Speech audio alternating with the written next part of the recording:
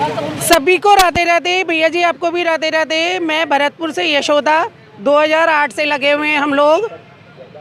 मेरी qualification MA BEd है, लेकिन जब सरकार ने जगह निकाली थी तो हमको लगाया था, हम लग गए थे। अब आज 2022 चल रहा है, अभी तक सरकार ने हमारे लिए कुछ भी नहीं सोचा।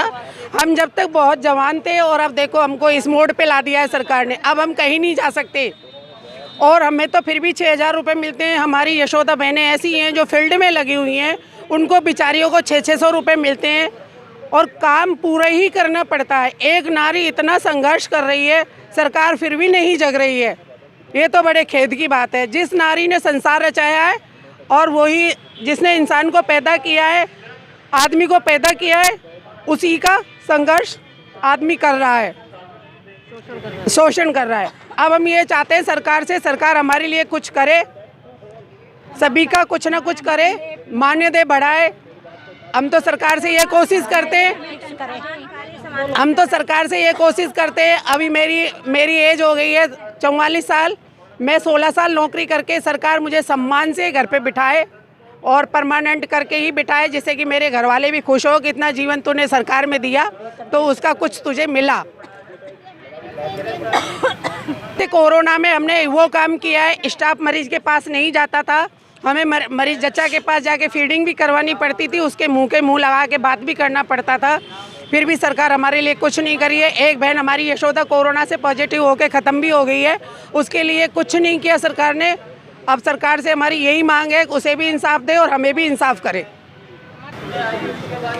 आज की तारीख में एक दिहाड़ी मजदूर भी 600 रुपये लेके जाता है, जबकि वो 4 या 5 छुट्टी कर लेता है। उस हिसाब से भी अगर हमारा होता है तो 18,000 रुपये तो बनते ही बनते हैं, जिसमें हमें नाइट 12 घंटे की नाइट भी करनी पड़ती है। कहीं ले रही है जैसे परमानेंट स्टाफ से 70,000 की तनख्वाह दे के ले रही है, लेकिन हमें एक 6,000 रुपये पे कुछ भी नहीं मिलता और हमारी तबीयत भी खराब हो जाती है तो हमारा पेमेंट कटवा के हमें छुट्टी लेनी पड़ती है। हेलो नमस्कार जी, मेरा नाम प्रेम बुनकर है। मैं चोमू CSC चोमू की यशोदा हूँ और हमें 2010 में हम लगे थे 20 यशोदा। उनकी कोई पेमेंट वगैरह कुछ नहीं था, तो उनको डिलीवरी पर ही दिया जाता था, एक डिलीवरी पर 100 रुपये। तो वो हमारी 20 यशोदा में बंटते थे, 100 रुपये 20 यशोदा में बंटते थे। तो उनका पेमेंट कुछ ना बनने के कारण 6 यशोदा निकल गई है और उनके बाद अब हम 12 यशोदा ही रह गई हैं। अब हम 12 यशोदाओं में 200 रुपये मिलते हैं।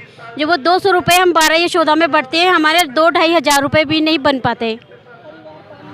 और हम इवनिंग मॉर्निंग नाइट तीनों शिफ्ट देते हैं और हम 12 यशोदा हैं, कुछ भी हमारे को नहीं मिल पाता। और हमारे घर वाले भी बोलते हैं कि भाई आपको 12 साल हो गए, आपने क्या किया है यहाँ पे चोमू में आके। CSC भी यशोदा हमारे यहाँ लगी है राजस्थान में, उन सब की न्यूनतम मजदूरी कम से कम होनी तो चाहिए थोड़ी ढंग की। जैसे हम 3 शिफ्ट करते हैं और मजदूर लोगों को 500-600 रुपये एक दिन का मिलता है, तो हम यशोदाओं को कम से कम 600 रुपये नहीं तो कुछ कम से कम अच्छा पेमेंट तो मिले, मतलब कि मानदेय अच्छा मिले।